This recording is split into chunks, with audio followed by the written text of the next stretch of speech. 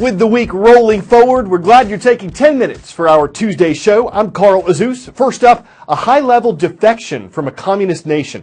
This is when someone deserts his or her own country, in this case North Korea, to live somewhere else, in this case South Korea.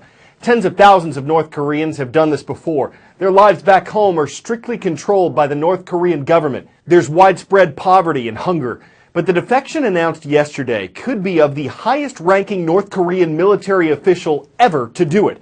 He was a senior intelligence officer in the communist country. South Korean officials say he worked for a bureau responsible for spying on South Korea. Officials believe he could give a lot of valuable information on the secretive regime of North Korean dictator Kim Jong-un. His move to the South came a week after 13 North Korean restaurant workers defected to South Korea. With all this going on, North Korea has been moving ahead with its controversial nuclear program. This is the North Korean mid-range missile, says South Korea, now capable of carrying a nuclear weapon. South Korean intelligence concluding that Pyongyang's Nodong ballistic missile can deliver a one-ton warhead as far as 1,200 miles, putting South Korea, Japan, and U.S. military bases in Asia within reach of a nuclear strike. North Korea's dictator Kim Jong-un is already celebrating, posing for pictures near what North Korea claims to be the warhead. U.S. intelligence has yet to reach the same conclusion, but U.S. officials say they must assume that Pyongyang has at least an untested capability to miniaturize and launch a nuclear weapon. It is also committed to developing a long-range nuclear-armed missile that's capable of posing a direct threat to the United States. Some nuclear analysts share South Korea's more dire assessment. I've been very skeptical about North Korea's capabilities, but the evidence is mounting. They probably have a nuclear warhead that can fit on a missile that could hit South Korea or Japan. South Korea's assessment, now shared in some U.S. intelligence circles, follows a series of successful tests by Pyongyang, beginning with an underground nuclear test in January and followed by 4 missile tests, including a space launch believed to be a step toward an intercontinental ballistic missile that could reach the U.S. Recent satellite images also show suspicious activity at North Korea's Yongbyon nuclear facility that is used to produce plutonium to build nuclear weapons. In response, the UN, the U.S., and China have all recently imposed harsh new economic sanctions on North Korea. And the U.S. recently flew a nuclear-capable B-52 near North Korean airspace and sailed a U.S. aircraft carrier near its waters. North Korea has continued to make progress towards becoming a nuclear power. U.S. policy has failed. We have not stopped them. We've tried ignoring them. We've tried sanctioning them. It doesn't work. Defense officials tell me that the U.S. has already taken several steps to safeguard the U.S. and its allies from a North Korean nuclear strike. This includes boosting the number of ground-based interceptors and deploying new missile defense to South Korea. This is the high-altitude defense system known as the THAAD, though that, I am told, is still months away. Jim Sciutto, CNN, Washington. For the first time, a sitting U.S. Secretary of State has visited a memorial to the nuclear bombing of Hiroshima. Secretary John Kerry is in the Japanese city for a 2-day international meeting. It's the site of the first use of an atomic weapon in warfare. In August of 1945, after dropping leaflets warning dozens of Japanese cities of an impending attack, the U.S. dropped an atomic bomb on Hiroshima. It ultimately killed 140,000 people there. 3 days later, the U.S. nuclear bombing of Nagasaki killed an additional 70,000. President Harry Truman's decision to use the bomb remains controversial. Some critics say it wasn't necessary, but it's credited with avoiding a U.S. invasion of Japan and leading to Japan's surrender and the end of World War II shortly afterward. Yesterday, Secretary Kerry did not apologize for America's use of the bomb. There's some controversy over whether the U.S. should. He said the trip was to honor those who perished, but that it's not about the past, it's about the present and the future. And some of the present issues the U.S. is discussing with several other countries in Japan, North Korea's nuclear threat we mentioned earlier, China's military activity in the South China Sea, chaos in Iraq and Afghanistan, the fight against ISIS terrorists in the Middle East, and concerns about terrorism in Europe. Also, Europe's historic migrant and refugee crisis. This is the first time since World War II that so many millions of people have attempted to enter Europe. Nations in the European Union and beyond are trying to work together to address the challenges this is creating.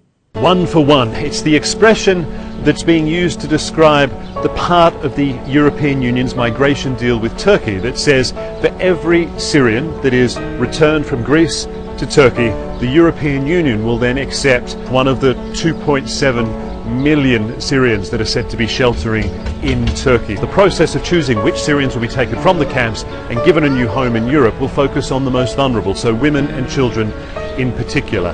And those that have already tried to get to Europe, well, they're going to be further down the back of the queue. There is also a cap. The European Union says it has places for only 72,000 Syrians to be accepted in this one-for-one arrangement directly from the refugee camps in Turkey. The one and only place our producers look for your roll call requests, each day's transcript page at cnnstudentnews.com. From Western Kazakhstan, we welcome our viewers at QSI International School in Atirau. It's located in the city of Atirau. From Central Arkansas, we're happy to be part of your day at Flightline Upper Academy. It's at Little Rock Air Force Base. And from Eastern North Dakota, the Valiants are watching. Hello to everyone at Central Valley High School in Buxton. Most hearing aids are priced between $100 and $800. But in India, the world's second most populated country, the income per capita is around $600 a year. For many people there, hearing aids are simply unaffordable. That was the problem. A student in the U.S. came up with a solution. It's a small device that could fit in someone's pocket. It works with headphones, and it both tests a person's hearing and then becomes a hearing aid. For 2 years, Mukund Venkatakrishnan spent hours fiddling with frequencies and tinkering with tones. And 2 years is a long time, especially because I'm only 16, like 2 years is a long time for me to spend on something. This 16-year-old created this device, a hearing test and aid. It eliminates the need for a doctor altogether. First, the tests, different sounds at different frequencies. You plug in headphones on the normal headphone jack right there. If you hear the sound, you click the green button. If you don't hear the sound, you click the yellow button. And after the hearing test is completed, the device programs itself to be a hearing aid. A double-duty device, something even he wasn't sure that he could create. I'm just surprised it turned out okay, right? Because it's hard to see something like this working. I wanted to quit a lot of times in the middle. But besides his incredible persistence, there's a big reason why he didn't quit. Summer after my freshman year, I went to India and I was staying with my grandparents. And my grandfather has had hearing loss for a little while. And it became Mukund's job to help get him to a doctor for a hearing aid. And the experience was less than ideal. And the process took forever to find an audiologist. Then once we got there, they ripped us off. And so I kind of looked into the problem more, and that's kind of where I got into the idea. So when he got home from India, he went to work. I started online. I looked up how to program online, and I taught myself how to program. And how to build the device at a price that more people can afford. Yeah, $60 is what it is right now. And it's crazy that they cost $1,500 each when you can do it for $60. 2 years working on the project, and he still plans on making improvements. But then when you finally actually get that solution, it's like the best feeling in the world to finally break through and get that moment of aha, like eureka. I love that feeling, and that's kind of what kept me going. That and my grandfather.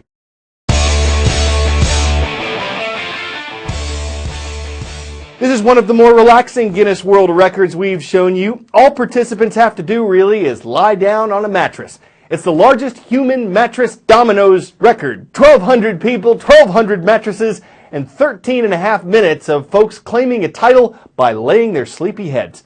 An appliance rental company set it all up in a 70,000 square foot conference center. The mattresses will be donated to charities. Maybe setting a world record isn't for everyone, but people were falling all over themselves for this one. They all had a soft place to land. They easily put the record to bed after toppling the old one. There was just no way they'd fail. I'm Carl Azuz, and I'm nodding off. We hope you'll wake up to a new day of CNN Student News tomorrow. Sleep on it.